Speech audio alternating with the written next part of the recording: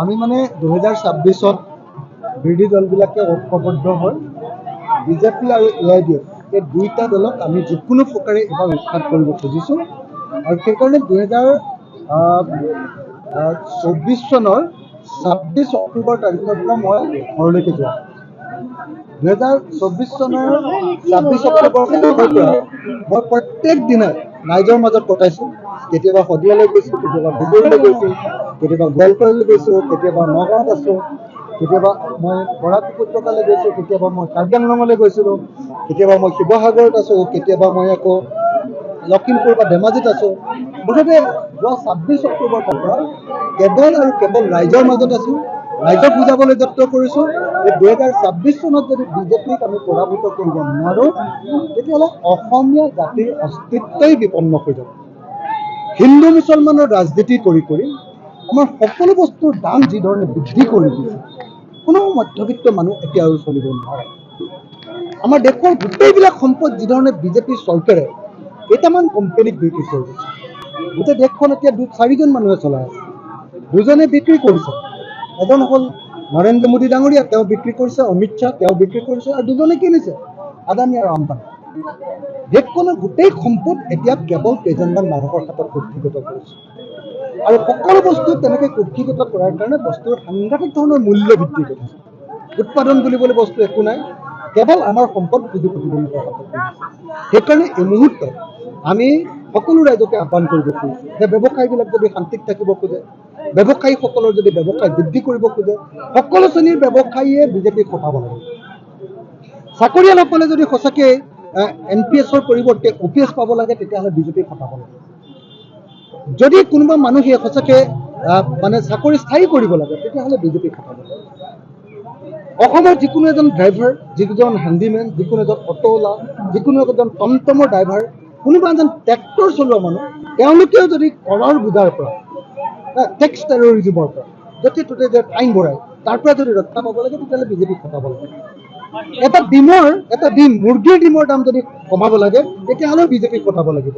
Gas cylinder এটাৰ দামো যদি কমাব লাগে তেতিয়াহ'লেও বিজেপিক হটাব লাগিব। আমি ৰাইজৰ দলে বৰ বেছি সমষ্টিত আমি পঞ্চায়ত নিৰ্বাচন দেখিলোঁ। সেইকাৰণে যাতে পঞ্চায়ত নিৰ্বাচনত আমাৰ বিৰোধীৰ মাজত ভাগ হৈ আমি যাতে কেতিয়াও বিজেপি আৰু AJPক জয় কৰাব নোৱাৰোঁ, তাৰ কাৰণে আমি সিদ্ধান্ত লৈছোঁ যে নিৰ্দিষ্ট লিমিটেড চিটতে আমাৰ ৰাইজৰ দলে নিৰ্বাচনত অৱতীৰ্ণ হ'ম আৰু যিবিলাক চিটত আমি নিৰ্বাচন নেখেলোঁ তাত আমাৰ সকলো দলৰ সমৰ্থক আৰু শুভাকাংক্ষীয়ে আমাৰ বিৰোধী ঐক্য মঞ্চৰ কংগ্ৰেছ দল, বিৰোধী ঐক্য মঞ্চৰ অসম জাতীয় পৰিষদ, বিৰোধী ঐক্য মঞ্চৰ CPM, CPI, CPIMLক সমৰ্থন দিব আৰু এনেকৈ আমি এবাৰ বিজেপিক পৰাভূত কৰিবলৈ চেষ্টা কৰিম। আমি আশা কৰিছিলোঁ যে কংগ্ৰেছ দলে ৰাইজৰ দল আৰু অন্যান্য আমাৰ বিৰোধী ঐক্য মঞ্চৰ লগত একেলগতে পঞ্চায়ত নিৰ্বাচন খেলিব, কিন্তু কংগ্ৰেছ দলে কি কাৰণত, কি ৰহস্যজনক কাৰণত আমি নাজানো, তেওঁলোকে একেলগতে নিৰ্বাচন খেলিব বিচাৰে। অথচ বিজেপি আৰু AJPয়ে কিন্তু একেলগতে ইলেকশ্যন খেলিছে। ভূপেন বৰা ডাঙৰীয়াক আমি ইমানবাৰ ক'লোঁ যে আমি একেলগে ইলেকশ্যন খেলিব লাগে, তেখেতে ক'লে যে নহয়, মানে ইমান পঞ্চায়তত ইমান চিট আছে, এইবিলাকততো অসম্ভৱ এনেকৈ বুজাবুজি কৰাটো, গতিকে জিলা ভিত্তিক হ'ব। এতিয়া জিলা ভিত্তিকো কোনো ধৰণৰ বুজাবুজি কৰিবৰ কাৰণে নিৰ্দেশ দিয়া দেখা নাই। কেতিয়া নহয়, 26ৰ নিৰ্বাচন যাতে আমি একেলগে খেলিব পাৰোঁ, এটা বস্তু সকলোৱে মনত ৰাখিব লাগিব। কংগ্ৰেছেও এইটো মনত ৰাখিব লাগিব যে আজি যদি ৰাভা হাছং এলেকাত যদি আমি একেলগে খেলিহেঁতেন নিশ্চয় কংগ্ৰেছৰ অৱস্থা এইটো নহয়। আজি ৰাভা হাছং এলেকাত এজন মাত্ৰ কংগ্ৰেছৰ প্ৰাৰ্থীয়ে জয় কৰিছে, সেইজন কোন? সেইজন আমাৰ কৃষক মুক্তি সংগ্ৰাম সমিতিৰ গোৱালপাৰা জিলাৰ 12 বছৰৰ সভাপতি। 12 বছৰৰ সভাপতি, তেওঁক আমি দি দিছোঁ কাৰণে তেওঁ জিকিছে, তেওঁ নিজৰ শক্তিৰে জিকিছে। কংগ্ৰেছে ক'ব পৰা হৈছে অন্তত যে এজন জিকিলে, এজন আমি দিছোঁ, আপোনালোকক সেইটোৱে ক'ল। গতিকে এই কথাটো কংগ্ৰেছে বুজি উঠিব লাগিব যে যদি আমি ঐক্যবদ্ধভাৱে খেলিলোহেঁতেন তেতিয়াহ'লে নিশ্চিতভাৱে ৰাভা হাছং পৰিষদত আমি ভাল ফলাফল এটা দেখুৱাব পাৰিলোহেঁতেন। কিন্তু কংগ্ৰেছে সদায় নিজৰ কাৰণে চোৱা আৰু আন সকলোকে আঁতৰ কৰা এই নীতি লোৱাৰ কাৰণে সদায় লোকচানত পৰিছে। আৰু সেইকাৰণে আজিৰ দিনটোত মই আকৌ এবাৰ ক'ব খুজিছোঁ যে আমাৰ পঞ্চায়ত নিৰ্বাচনত ৰাইজৰ দলে লিমিটেড বা সীমিত চিটত অংশগ্ৰহণ কৰিব আৰু য'ত আমাৰ চিটত অংশগ্ৰহণ কৰিব, তাৰ কাৰণে আমি কেম্পেইন কৰিম।